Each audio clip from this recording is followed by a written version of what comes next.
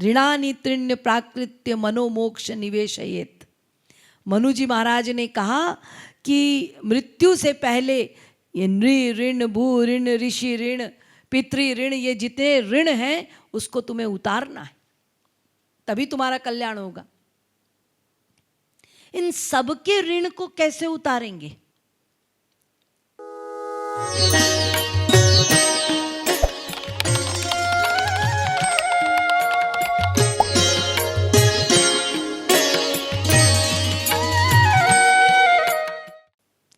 हम जगत में भी सबके ऋणी हैं। एक किसान के भी हम ऋणी हैं। आज हम अन्न खाते हैं, हमें तो पका पकाया मिल जाता है, लेकिन एक किसान वो कितनी मेहनत करता है।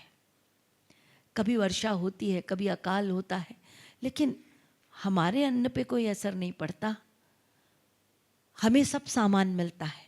तो हम एक किसान के भी ऋणी हैं। हम पशु पक्षी के भी ऋणी हैं, उनसे भी हमें दूध आदि मिलता है, जर्मिनेशन उन्हीं के द्वारा होता है। ये मधुमक्खी, इनके भी ऋणी हैं, माता पिता के ऋणी हैं, समाज के ऋणी हैं, सब और हम ऋणी हैं। ये सब ना हो तो हमारा जीवन यापन नहीं हो सकता। लेकिन इन सबके ऋण को कैसे उतारेंगे? तो बहुत सारे ऋण बताए गए। ऋणानि तृण्य प्राकृत्य मनोमोक्ष निवेशयेत। मनु जी महाराज ने कहा कि मृत्यु से पहले ये नृ ऋण, भू ऋण, ऋषि ऋण, पितृ ऋण, ये जितने ऋण हैं उसको तुम्हें उतारना है, तभी तुम्हारा कल्याण होगा।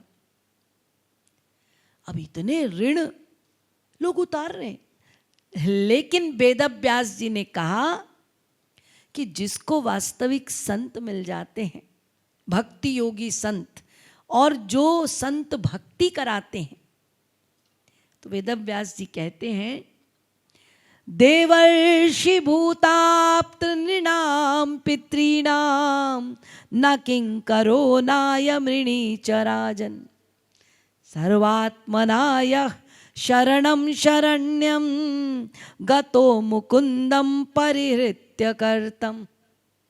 श्रीमद् भागवत।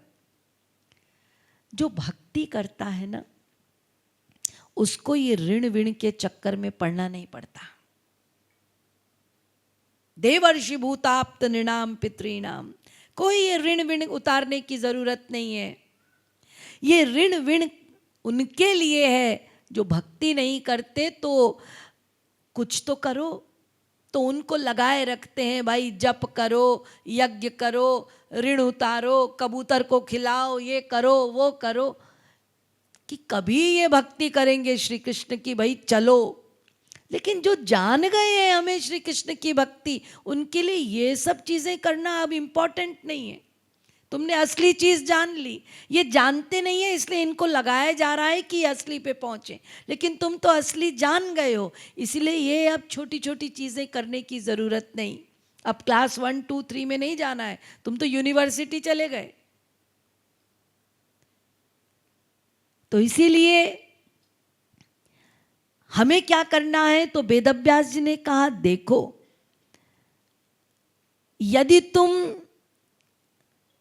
संसार की सेवा करते हो तो संसार में 3 गुण के लोग हैं। तमोगुणी की सेवा करोगे, तमोगुणी फल मिलेगा। रजोगुणी की सेवा करोगे, रजोगुणी फल मिलेगा। सत्वगुणी की सेवा करोगे, सत्वगुण फल मिलेगा। और यदि निर्गुण की सेवा कर लेते हो, निर्गुण कौन है? संत, 3 गुणों से परे। तो यदि निर्गुण की सेवा करते हो तो निर्गुण फल मिलेगा, तुम्हारा अंतःकरण शुद्ध होगा। इसलिए वेदव्यास कहते हैं कि ये जितने ऋण, जितने आपको करने हैं, वो एक जगह अनन्य भाव से कर लो। आध्यात्मिक तुमने कर लिया, तुम्हारे बाकी सारे ऋण पूरे हो गए। तुम निर्गुण की सेवा करो। यही बात श्री कृष्ण जी ने उद्धव से कही, धर्म में के यशश्चान्य कामम सत्यम दमम शमम अन्य वदंती स्वार्थम व ऐश्वर्यम त्याग भोजनम। उद्धव, ये धर्म करो, कर्म करो, जप करो, तप करो, यश कमाओ, व्रत करो, ये सब चक्कर में मत पड़ना। उद्धव ने कहा क्यों, ये अच्छी बात है, क्यों ना करूं? कृष्ण ने कहा ये सब करने से मैं नहीं मिलूंगा, ये सब करने से स्वर्ग मिलेगा। और यदि तू मुझे प्राप्त करना चाहता है तो मेरी सेवा कर, मेरे निमित्त कर, ये सब का फल मैं तुझे दे दूंगा। यत् करोषि यदश्नासि यत् जुहोसि ददासि यत् तपस्यसि कौन्तेय यत् कुरुष्व मदर्पणम। गीता। जो कर रहे हो, कृष्ण कह रहे हैं अर्जुन से, मेरे खातिर करो, वही करो जिससे मैं प्रसन्न होता हूं। जिससे मैं प्रसन्न नहीं होता वो नहीं करना। तो ये सीधी सीधी बात है सेवा की, कि ये रहस्य हमें जान लेना है कि यदि हमने तमोगुणी की सेवा कर ली तो वही तमोगुणी के लिए मन पिघल जाएगा, वही तमोगुणी आपके हृदय में आ जाएगा, आप भी तमोगुणी हो जाएंगे, फल मिल जाएगा आपको। तो आप क्या होगा, ईश्वर से दूर हो जाएंगे।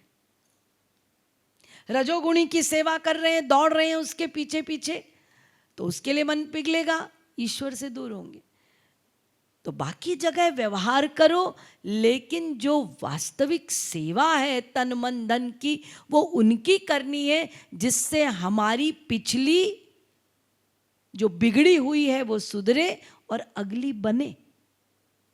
हम वही कर करके और ना बिगाड़ लें, अपने कर्म का बंधन और ना बढ़ा लें कि बार बार इसी मृत्युलोक में, तिर्यक योनियों में, निम्न योनियों में आना पड़े। बहुत भाग्य से ये मनुष्य का शरीर मिला है, इसका सदुपयोग करना है हम विवेकी।